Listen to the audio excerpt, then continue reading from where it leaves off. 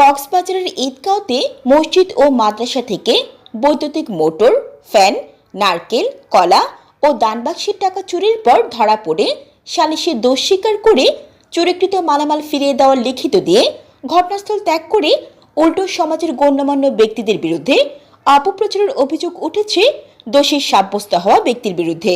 ঘটনাটি ঘটেছে ঈদগাঁও পোকখালী ৫ নং ওয়ার্ড নাইক্ষুংদিয়া গ্রামে। স্থানীয় সূত্রে জানা যায়, জালালাবাদ ৭ নং ওয়ার্ডের নূর মোহাম্মদের পুত্র শফিকুর রহমান একজন পেশাদার চোর। তিনি বিভিন্ন সময় গরু, ছাগল, সুপারি, টিউবওয়েল, বৈদ্যুতিক মোটর, ফ্যানসহ বাড়ি ও মসজিদ মাদ্রাসার জিনিসপত্র চুরি করে অসংখ্যবার ধরা পড়েছে।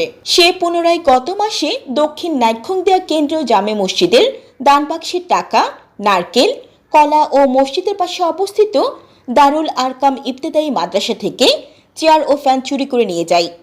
পরে ২৮ অক্টোবর রাতে মসজিদ কমিটি ও স্থানীয় মেম্বারের উপস্থিতিতে তাকে জিজ্ঞাসাবাদ করা হলে সে নিজের দোষ স্বীকার করে সালিশে ২টি ফ্যান ফেরত দেয় এবং বাকি মালামাল ১৫ দিনের মধ্যে ফেরত দেওয়ার লিখিত অঙ্গীকার করে। মোটর লগিয়ে গই নুয়া মোটর রোগ নিলে তার দিন গেলে হাত দিমা দাব বানি যাগো এলা ৩টা মোটর লগিয়ে তারপর ফ্যান লগিয়ে গই তারপর খেলার সরা নিয়ে ধোয়া ডর তারপর নাকিলের সরা ধোন আসিল নিয়ে গই কিন্তু সুরিবে ধরা হাইয়ে যেটা আনিয়ে আর যখন শিকার করছি ওর বাচ্চার দিকে তাকিয়ে স্যাক্রিফাইস করে আমরা দেখছি ওকে ওর বউ আর বাচ্চার জিম্মাদারি দিয়ে দিছি।